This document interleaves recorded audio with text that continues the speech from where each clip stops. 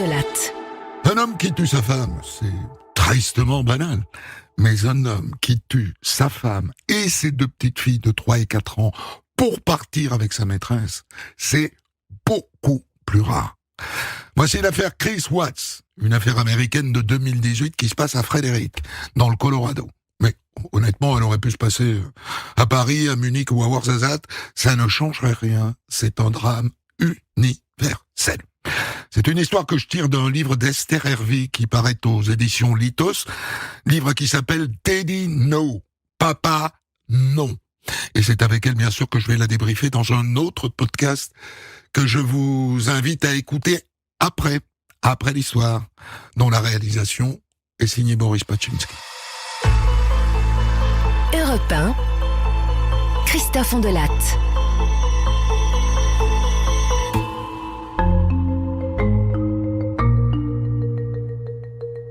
Un matin d'août 2018, Nicole Atkinson ouvre les yeux.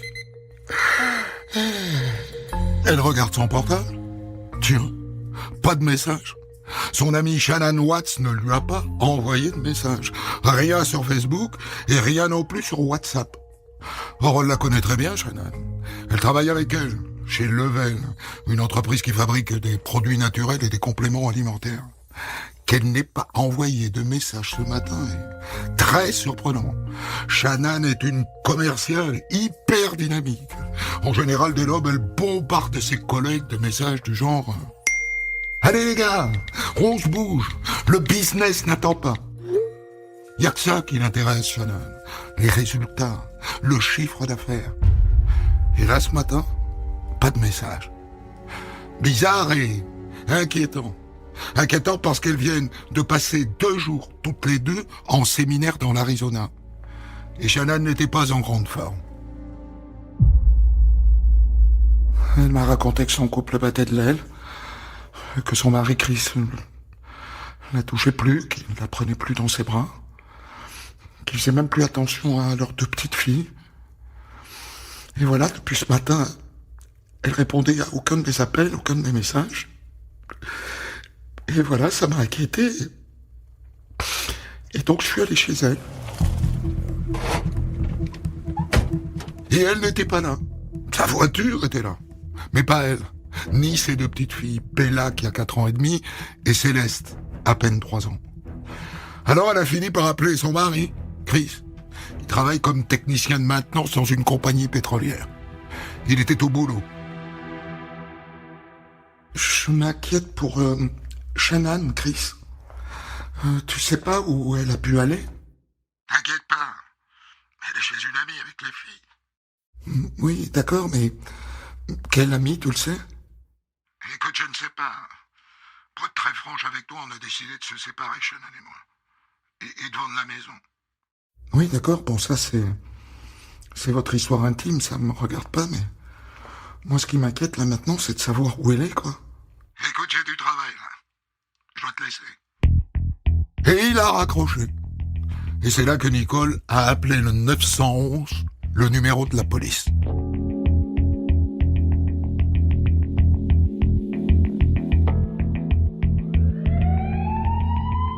Les policiers débarquent chez Shannon et Chris Watts en fin de matinée. Ils tambourinent à la porte. Pas de réponse. Juste les aboiements de Dieter, le petit teckel de la maison. Et c'est là qu'arrive Chris, le mari. Il se gare devant la maison. Et c'est lui qui ouvre la maison aux policiers. À l'intérieur, tout est bien rangé. Mais il y a un truc qui est intriguant. La valise de Shannon est là, posée en bas de l'escalier. Et à côté, il y a ses chaussures et son sac à main. Et dans le sac à main, il y a ses médicaments. Elle a un lupus, Shannon. Terrible maladie. Elle ne peut pas se passer de ses méthodes. Et elle serait partie sans eux.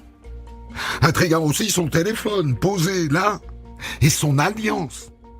Et plus intriguant encore, dans la chambre conjugale, sur le lit, il n'y a pas de drap.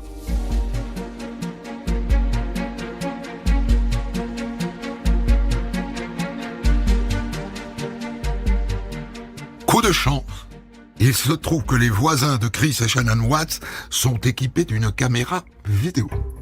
Sur les images, à 5h17, on voit d'abord le mari, Chris, sortir de la maison. 5h17, ça colle avec ses horaires de travail. Ensuite, on le voit garer son pick-up devant la porte du garage. Il dit que c'était pour charger du matériel pour son boulot. Ça, c'est pas sûr. Hein. Parce qu'après, sur la vidéo, il ne se passe plus rien. On ne voit jamais sa femme et ses 2 petites filles sortir de chez eux. À partir de maintenant, dans la tête des policiers, et dans celle des voisins, et dans celle de Nicole, l'amie, une idée commence à faire son chemin. Chris a tué sa femme et ses enfants. C'est pas des outils qu'il a mis à l'arrière de son pick-up. C'est leur cadavre.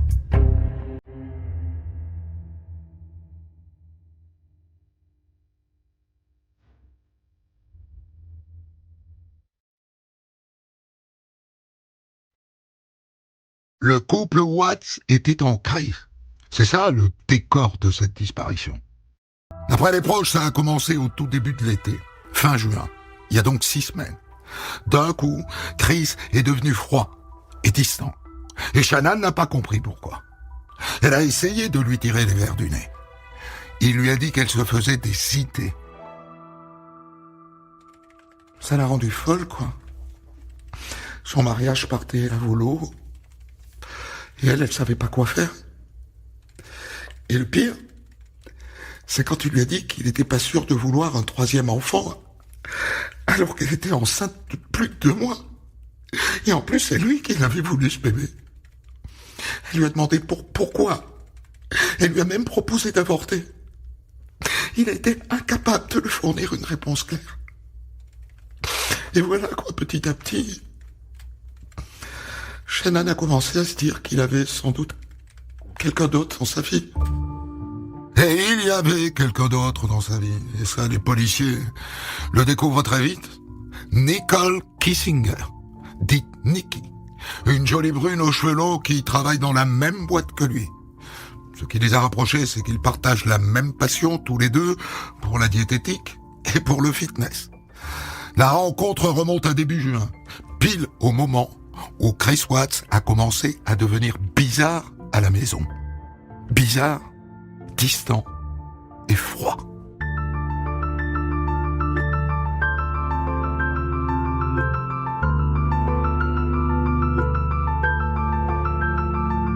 Le soir même des disparitions, au cas où, les policiers se mettent discrètement en planque devant la maison des Watts. Et ils voient Chris en grande conversation avec quelqu'un, manifestement en vidéo, sur FaceTime. Ce qu'on découvrira plus tard, c'est que le lendemain de la disparition de sa femme, il a appelé Nikki en vidéo. Et voici, toujours sur la base de ce qu'on découvrira plus tard, ce qu'ils se sont dit, tous les deux.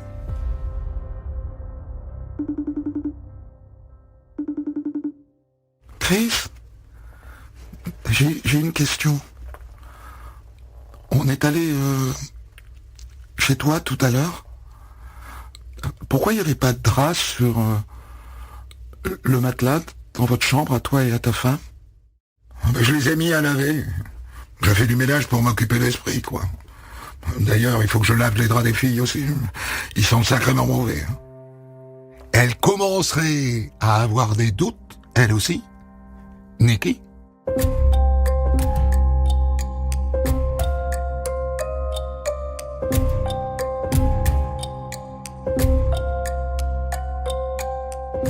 La mère de Shannon, Sandy, elle aussi a des doutes. À 4h38 du matin, le lendemain de la disparition de Shannon et de ses 2 petites filles, elle appelle un policier pour les partager, ses doutes.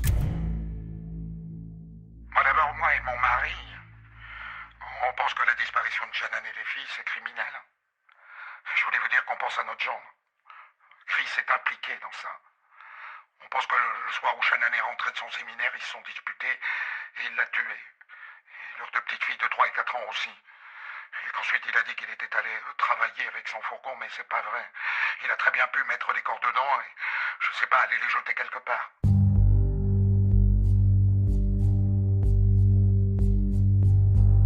Autant vous dire que les médias américains se délectent de cette histoire. Un homme qui tue sa femme, c'est banal.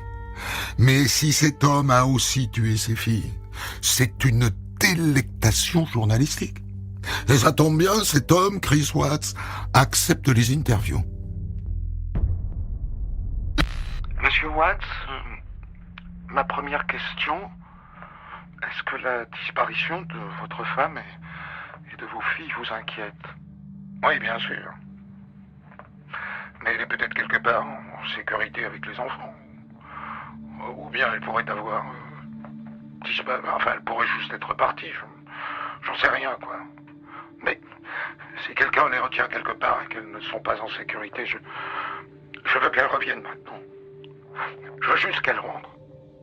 Ça vous inquiète, monsieur Watts, qu'on puisse penser que vous êtes impliqué dans cette affaire? Tout le monde va se faire sa propre opinion, n'est-ce pas?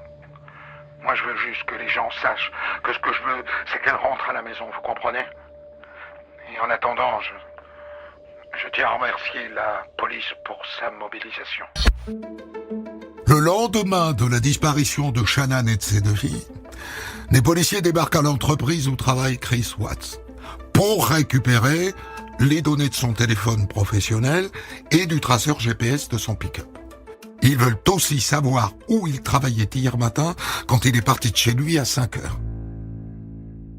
Ouais, il travaillait sur un site près de Rogen. Vous savez à quelle heure il est arrivé? Bah non. Les gars comme lui travaillent tout seuls.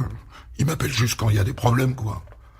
En revanche, plus tard dans la matinée, il m'a appelé pour me dire qu'il n'arrivait pas à joindre sa femme et qu'il fallait qu'il passe chez lui, quoi. Bon, voilà, c'est tout ce que je peux vous dire. Dans la foulée, Chris Watts se retrouve face à un policier du FBI en salle d'interrogatoire. Je voudrais vous poser des questions, monsieur Watts, sur votre mariage ou une éventuelle infidélité. Je n'ai jamais trompé ma femme. Vous en êtes sûr, monsieur Watts?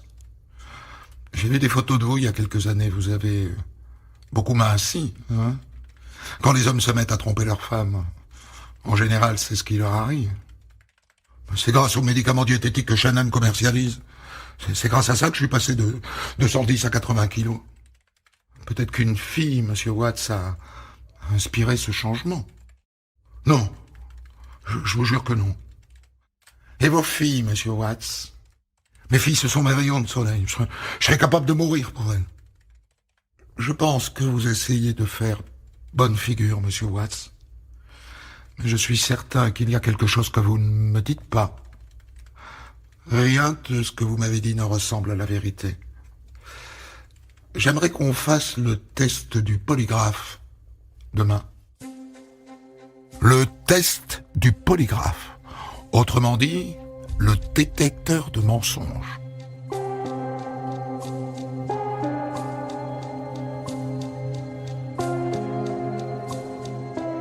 En attendant le test, les policiers ont analysé les données du portable de Chris. Dans les semaines qui ont précédé la disparition, il a passé beaucoup de temps avec cette Nikki. De plus en plus de temps. Le 21 juillet, par exemple, il est allé avec elle à une course de voiture. Ils partagent aussi cette passion, tous les deux. Et d'après les copines, il a dit à Shannan qu'il y allait tout seul. Et ce jour-là, sur son portable, il a cherché d'autres idées de sortie avec Nikki. Dancing espagnol près de chez moi. Vin rouge d'Argentine. Et dans les jours qui ont suivi, il a fait une recherche sur Google. Victorian Secrets. Signe qu'il voulait offrir à Nikki des vêtements sexy. Et ce jour-là, en lisant les messages que Shannan lui a envoyés, on voit qu'elle a commencé à y voir clair dans son jeu de dupe. Pendant que tu travailles, que tu vis ta vie de célibataire, moi je porte notre 3e enfant. Je me démène avec nos 2 filles tous les jours et j'essaye de travailler et de ramener de l'argent.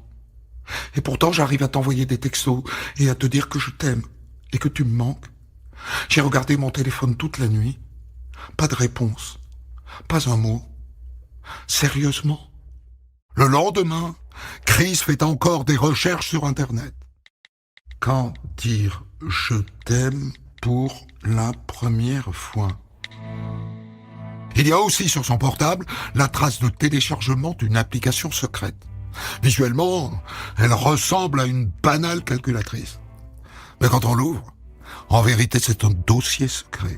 Un dossier dans lequel il a stocké toutes les vidéos et toutes les photos faites avec Nikki.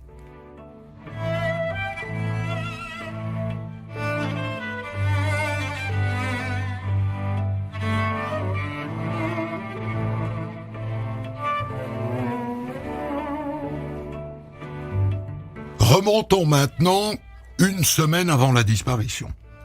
Chris, Shannan et leurs deux filles ont passé une semaine de vacances ensemble.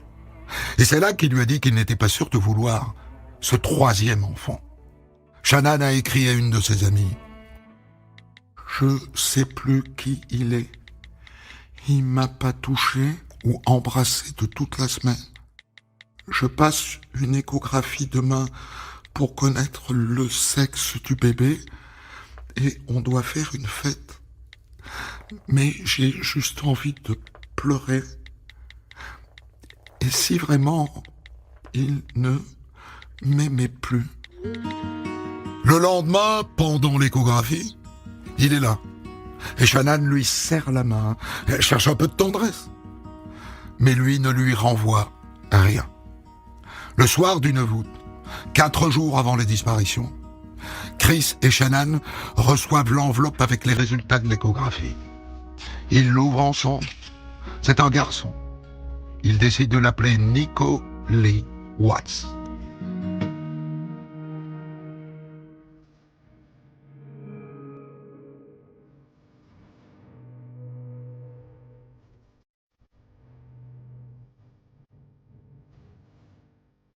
Ça fait 2 jours que Shannan et les 2 petites filles ont disparu. Et Nikki, la maîtresse, qui sent le vent tourner, décide de contacter la police.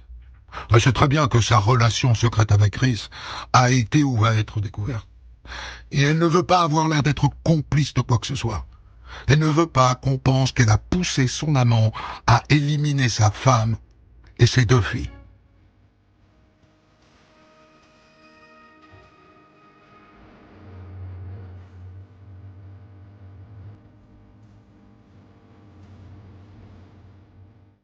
C'est maintenant que Chris passe le test du polygraphe.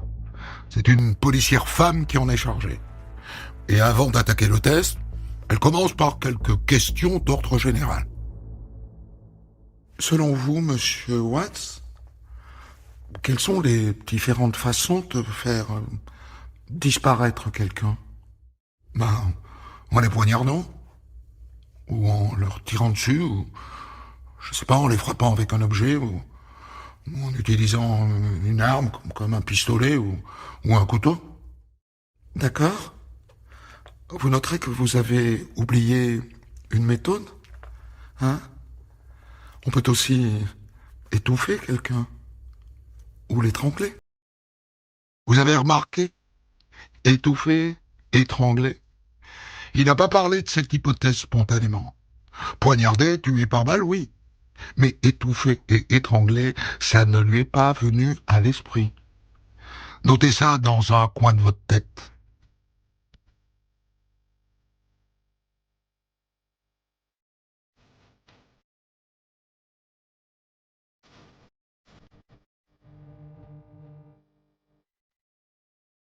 Bon, maintenant le test. La policière lui pose le matériel, des petites pinces au bout des doigts, et c'est parti. Bien. Alors pour commencer, je vais vous poser une question simple, et je vais vous demander de me mentir. Voici une feuille de papier sur laquelle j'ai inscrit 4 chiffres. Vous voyez? 1, 2, 4 et 5. Je vais vous demander maintenant d'écrire vous-même le chiffre 3. Très bien. Maintenant, je vous demande si vous avez écrit vous-même le chiffre 3. Et je veux que vous me répondiez que ça n'est pas le cas. C'est parti. Avez-vous vous-même écrit le chiffre 3, Monsieur Watts? Non, je l'ai pas écrit moi-même. Ah ben dites donc, vous êtes un très mauvais menteur, hein, parce que quand vous avez menti, les courbes sur mon ordinateur se sont affolées. Bien. Actuellement, Monsieur Watts, il n'y a qu'une seule personne dans cette pièce qui connaît la vérité. Mais dans moins de 5 minutes, Monsieur Watts, nous serons 2. Voici ma première question.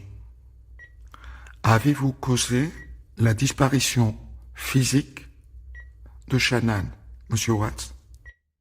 Non. Est-ce que vous mentez à propos de la dernière fois que vous avez vu Shannan vivante? Non. Est-ce que vous savez où se trouve Shannan? Non. Bon, voilà, le test est terminé. Et là, la policière sort de la pièce pour aller évaluer les résultats avec ses collègues. Elle revient avec l'un des officiers en charge de l'enquête. Bien. Pour être très franc, vous n'avez pas réussi le test, Monsieur Watts. Je suppose que vous le savez. Alors maintenant, il faut qu'on sache ce qui s'est passé. Je crois que vous pouvez nous le dire. J'ai pas menti. Je vous promets. Non, Monsieur Watts. Ça n'est pas une option, ça. Vous avez raté le test. Alors je vous repose la question. Qu'est-ce qui est arrivé à Shannan et à vos 2 filles? Je sais que vous avez envie d'en parler. Je le vois sur votre visage. Je veux juste qu'elles rentrent. Vous savez, Monsieur Watts, qu'elles ne rentreront pas. Vous le savez. Mais il n'avoue rien. Et sans aveu, il va falloir le laisser partir. Le polygraphe ne suffit pas pour garder quelqu'un. Monsieur Watts, où sont votre femme et vos filles quand vous quittez la maison très tôt le matin? Dans la maison, je vous dis. Quand je pars à 5h15 du matin, elles sont dans la maison. Et elles en sont parties après, dans la matinée. Non, Monsieur Watts. Le matin, on ne les voit pas partir sur la vidéo de votre voisin. Jamais. La seule manière pour elles de quitter votre domicile, c'était votre pick-up, Monsieur Watts. Mais il ne craque toujours pas. Et c'est là qu'il demande à voir son père. Son père qui l'attend dehors et qui l'a accompagné pour passer le test du polygraphe. Monsieur, venez. Chris veut vous parler seul à seul. Il va vous dire, j'espère, ce qui s'est passé. Le père entre dans la pièce. Il va s'asseoir tout près de son fils. Et les policiers se retirent. Il n'est pas idiot, le père. Et Chris non plus. Ils savent que la conversation est filmée. Est-ce que tu peux me dire ce qui s'est passé, Chris? J'ai raté le test du polygraphe, papa. Ils vont pas me laisser sortir. Mais qu'est-ce qui s'est passé? Dis-le-moi. Shannan, elle leur a fait du mal. Je comprends pas. Elle a fait du mal aux enfants. Et toi, tu lui as fait du mal, c'est ça? Elle les a étouffés, papa. Étouffés? J'ai eu peur, putain. C'était mes gosses. Alors j'ai fait la même chose. Il est en train de dire à son père que Shannan a étranglé les 2 filles et que lui l'a étranglé à son tour. Et puis les policiers reviennent et il leur raconte la même histoire. Il dit qu'après avoir parlé de séparation avec Shannan, il était dans la cuisine, il est remonté et il a regardé l'écran du système de surveillance vidéo des enfants. Une caméra dans chaque chambre. Il a d'abord regardé la chambre de Bella. Elle était allongée sur son lit sans couverture. Il a trouvé ça bizarre. Et après, il a zappé sur la chambre de Céleste. Et là, il dit qu'il a vu Shannan sur le lit de Céleste en train de l'étrangler. Elle a fait du mal à mes enfants, putain. Je devais lui faire la même chose. Personne ne croit à cette version. Et surtout pas le procureur.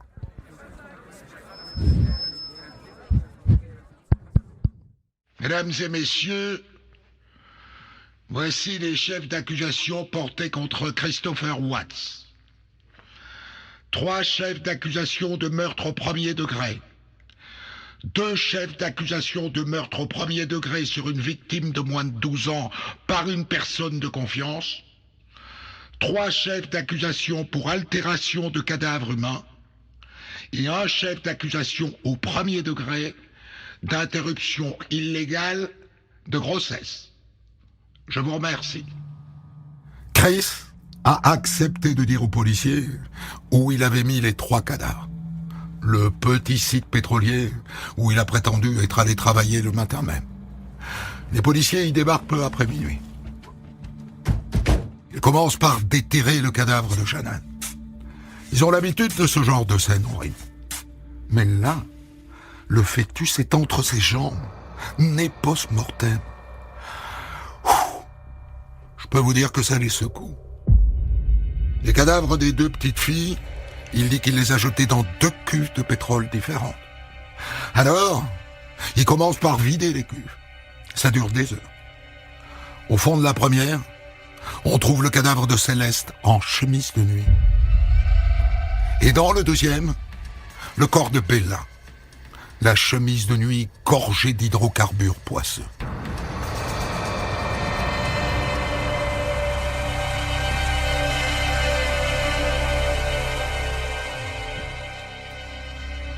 Finalement, sur les conseils de ses avocats, Chris Watts choisit de plaider coupable des 9 chefs d'inculpation, à une condition, qu'on ne requiert pas contre lui la peine de mort. Et donc, il n'y aura pas de procès, il n'y aura pas de jury, juste une audience devant un juge, un face-à-face avec la famille de Shannon, pour qu'elle puisse vider son sac. Je te faisais confiance, Chris, pour prendre soin d'elle, pour pas les tuer. Et elle te faisait confiance aussi. Tu es un monstre sans cœur. Tu les as jetés comme des ordures. Tu me dégoûtes, Chris. Tu me dégoûtes.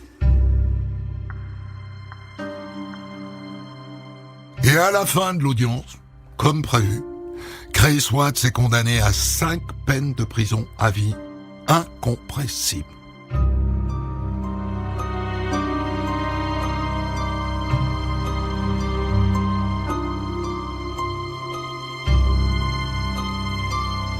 Quelques mois plus tard, Chris Watts finit par avouer qu'il a aussi tué ses 2 filles. Le matin, quand j'ai réveillé Shannon pour parler, je lui ai dit que j'allais prendre un appartement. Et elle s'est mise à pleurer. Et elle m'a dit qu'elle m'aimait. Ça m'a tellement énervé que je lui ai balancé « Moi, je t'aime pas ». Et là, elle s'est mise en colère. Elle m'a dit que si je partais, je reverrais plus les enfants. À ce moment-là, elle était sur son lit. Je me suis mis à califourchon sur elle. J'ai mis les mains autour de son cou. Et j'ai serré fort. Pendant combien de temps? Longtemps, je sais pas, entre 2 et 4 minutes. On se regardait dans les yeux. C'est pas du tout débattu. Je pense qu'elle s'est mise à prier. À un moment, j'ai regardé mes mains, je me suis dit, tu dois les retirer de son cou, mais je pouvais pas. Je savais que si je les retirais, elle m'empêcherait de voir Nicky. Alors j'ai continué. Ses yeux sont remplis de sang. Et elle est morte. Il raconte qu'ensuite, il a roulé le corps dans un drap et qu'à ce moment-là, ses filles Bella et Céleste ont déboulé dans la chambre. Et elles ont vu leur mère inanimée. Elles ont commencé à pleurer. Mais lui, ça ne l'a pas arrêté. Il a fini de rouler le corps de Shannan dans le drap.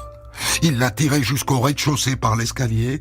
Il dit que la tête de sa femme cognait sur chaque marche. Et vos filles, monsieur Watts, elles ont assisté à ça? Oui.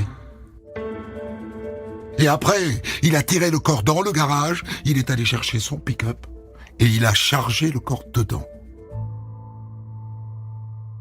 Et vos filles, monsieur Watts, elles ont assisté à ça? Oui. Là, il a dit aux filles de monter dans la voiture et il a pris la direction de Sirvi 319, qui est le site pétrolier où il devait travailler ce matin-là. Et il s'est garé. Et il a sorti le corps de Shannan. Qu'est-ce que tu fais à maman, papa? Rien. Vous bougez pas. Vous m'attendez, d'accord? Je reviens. Il est parti, il est revenu, et il a commencé par la plus petite, Céleste, 3 ans. Il lui a mis une couverture sur la tête, et il l'a étouffée. Et après, monsieur Watts? Eh bien, je montais sur un réservoir de pétrole. J'ai ouvert la trappe et je l'ai mise dans le trou. Je me souviens quand je l'ai poussée, Céleste, je me suis dit que c'était la dernière fois que je la voyais. Il dit qu'à ce moment-là, il n'a rien éprouvé. Pendant ce temps-là, Bella, la plus grande, 4 ans et demi, est toujours dans le pick-up, à attendre. Il y va. Non! T'as dit non! Non, papa, non. Et il l'a étouffé avec une couverture. Il a grimpé le corps au sommet d'une autre citerne. Il a ouvert la trappe. Mais Bella était plus grande que sa sœur. Ça passait pas. Il a fallu que je pousse. Maintenant, il lui reste le cadavre de Shannan. Il creuse un trou, pas très profond, et il le fait rouler dedans. Et là, il s'aperçoit que le cadavre a fait une fausse couche. Le fœtus apparaît entre ses jambes, et il recouvre les 2 corps de terre. On sait par l'exploitation de son portable que dans les heures qui suivent, Chris Watts cherche sur son téléphone les paroles de la chanson de Metallica, Battery.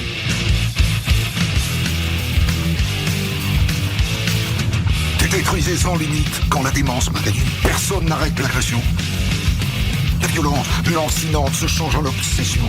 L'agression est immortelle. L'agression est en moi.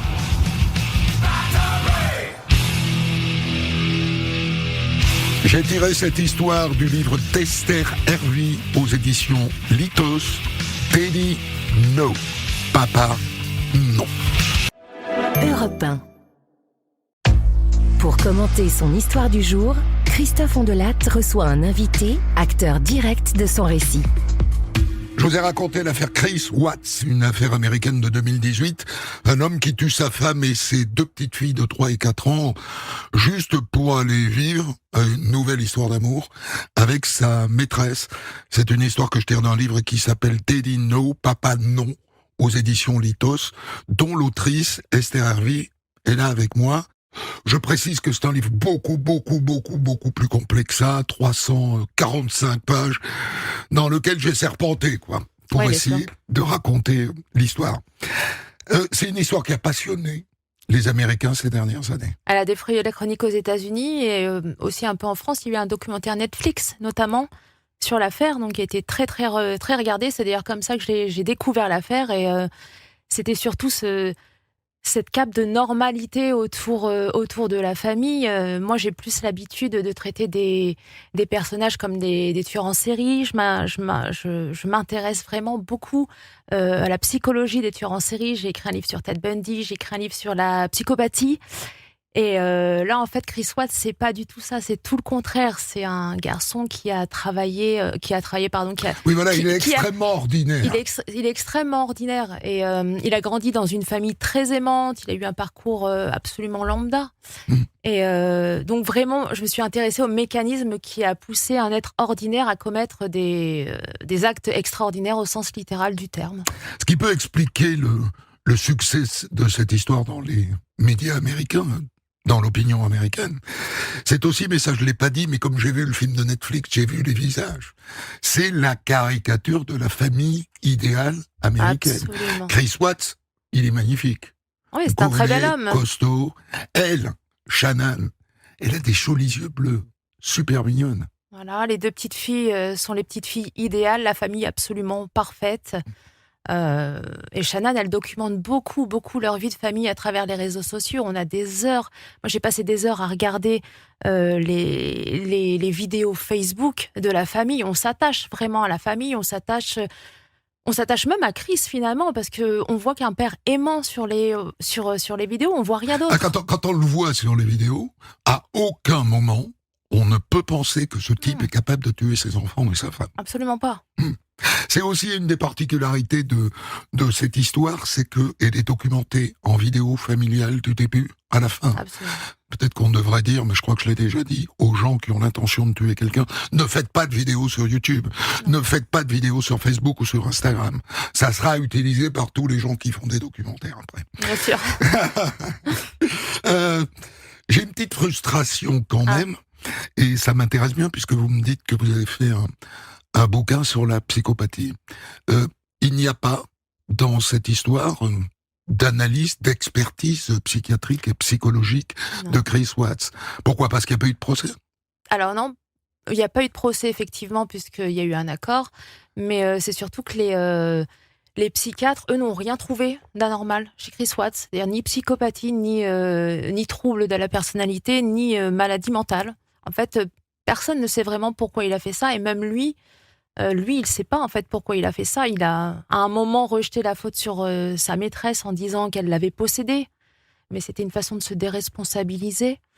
C'est ce qui est aussi très très intriguant dans cette affaire, c'est qu'on n'a pas d'explication. À part le fait qu'il voulait vivre avec sa maîtresse, mais ça, il pouvait très bien divorcer. Revenons sur cette hypothèse qu'il serait psychopathe. Je suis pas psychiatre, d'accord ? Mais je manipule quand même les concepts depuis de longues années. Il a toutes les caractéristiques du psychopathe. Et on l'a entendu, j'ai essayé de donner beaucoup de froideur à ses aveux. Il n'est pas affecté par ce qu'il a fait.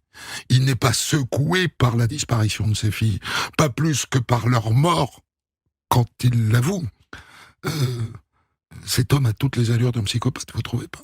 Alors, peut-être à partir du crime, mais pas avant.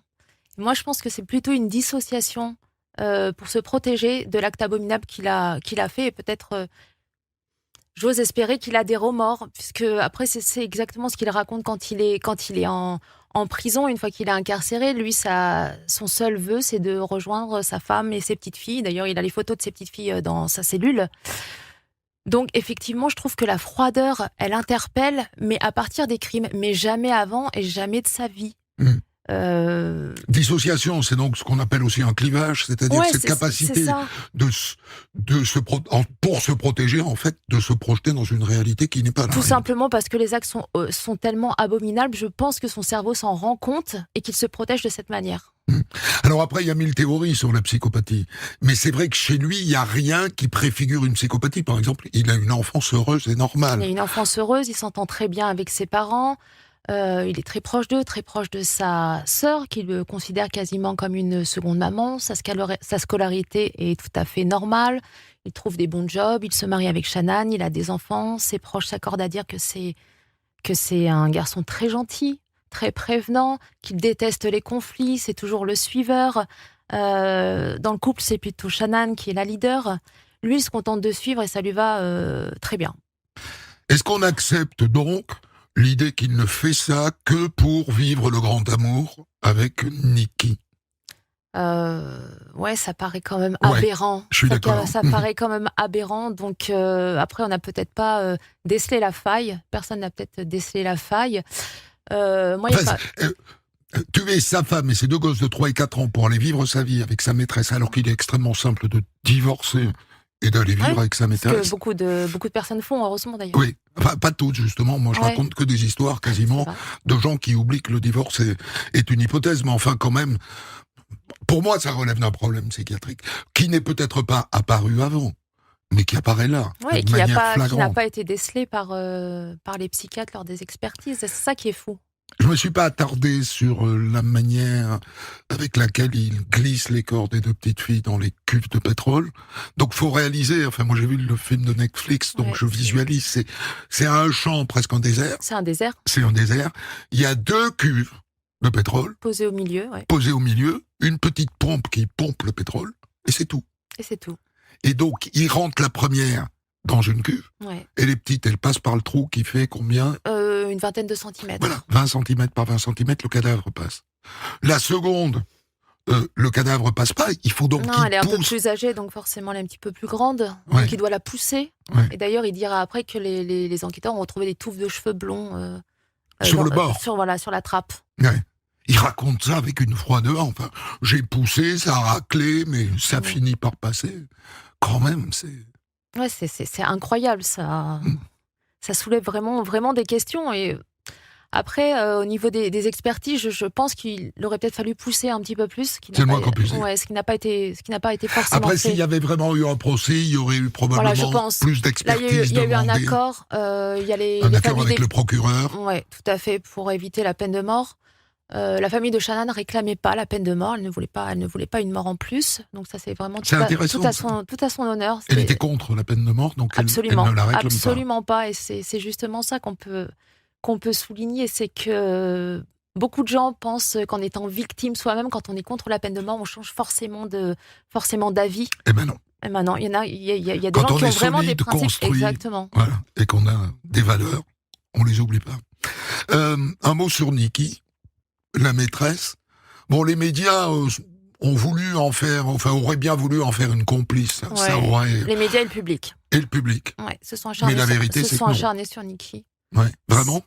Oui, vraiment, elle a été harcelée. D'ailleurs, elle a bénéficié du programme de protection des témoins. Racontez-moi ce que ça veut dire, ça, parce que j'en Elle- reviens pas. Elle a déménagé, elle est maintenant sous une nouvelle identité. On lui a filé une nouvelle identité. Oui, elle a été licenciée de Chana Darko, Oui. parce que ça posait... La société pétrolière Voilà. dans laquelle elle travaille avec Chris. Exactement. Et en fait, si le public s'est un petit peu acharné sur elle, et si les médias se sont acharnés sur elle, c'est forcément comme c'est la maîtresse. Les gens pensent que c'est elle qui a poussé Chris à tuer sa femme pour vivre avec elle. Et c'est vrai que pendant ces interrogatoires, on a décelé quand même des mensonges. Elle a dit qu'elle ne savait pas que Shannon était enceinte, alors qu'on a des preuves dans son historique de recherche internet, qu'elle est allée sur le Facebook de Shannon. Shannon postait tout en public. Elle a posté, il y a une fameuse vidéo, elle annonce sa 3e grossesse à Chris, qu'elle poste sur le réseau social. Et en fait, moi, je pense plutôt qu'elle a été dépassée par les événements, c'est-à-dire qu'elle vivait une histoire d'amour, elle s'est sentie submergée par les atrocités qui arrivaient, elle ne voulait surtout pas qu'on pense qu'elle soit complice de tout ça. Et pour moi, c'est vraiment juste très humain, et elle a essayé de se protéger par rapport aux médias et par rapport à ce qu'on pouvait penser d'elle. Alors, sur le plan technique, il y a un passage qui est super intéressant, c'est le test du polygraphe, qui montre son efficacité. Ouais. L'histoire de 1, 2, 3, 5 ou 1, 2, 4, 5, je sais plus, écrivez le numéro 3 et maintenant dites-moi que vous n'avez pas écrit le numéro 3, c'est futé, quoi. C'est futé, ouais, ça montre vraiment, là, effectivement, comme l'agent du CBI dit très bien, vous êtes vraiment un très mauvais menteur, Chris Watts. C'est-à-dire qu'au moindre mensonge, les courbes filent à l'extérieur quasiment de l'écran. Ouais, on se demande toujours pourquoi on n'utilise pas ça en France. Parce que moi, j'ai eu des doutes pendant longtemps, mais c'est assez efficace. C'est assez efficace, mais après, je sais pas trop, mais apparemment, scientifiquement, je pense que c'est pas totalement fiable à 100%, donc je pense que ça rentre ça rentre parmi tous les paramètres dont on peut se servir. Oui, d'ailleurs, aux États-Unis, ça ne suffit pas. Non, ce ça n'est ne pas suffit pas. parce qu'on a été positif au test du polygraphe qu'on est inculpé. D'ailleurs, Chris pouvait très bien se lever et partir. À ce stade-là, il n'était pas inculpé. Donc, il pouvait très bien se lever et partir. Je vous invite à revenir sur cette histoire, mais pour le coup en profondeur dans les détails. Votre bouquin, j'ai rarement vu autant de détails sur une affaire criminelle que dans celle-là. Il n'y a pas plus complet. J'ai serpenté là-dedans, j'ai forcément un petit peu résumé et je suis passé à côté de plein d'épisodes. J'invite donc tous ceux qui veulent en savoir plus à lire votre livre qui s'appelle Daddy No d'Esther Hervy aux éditions Litos. Merci. Merci Christophe, merci à vous. Des centaines d'histoires disponibles sur vos plateformes d'écoute et sur europe1.fr.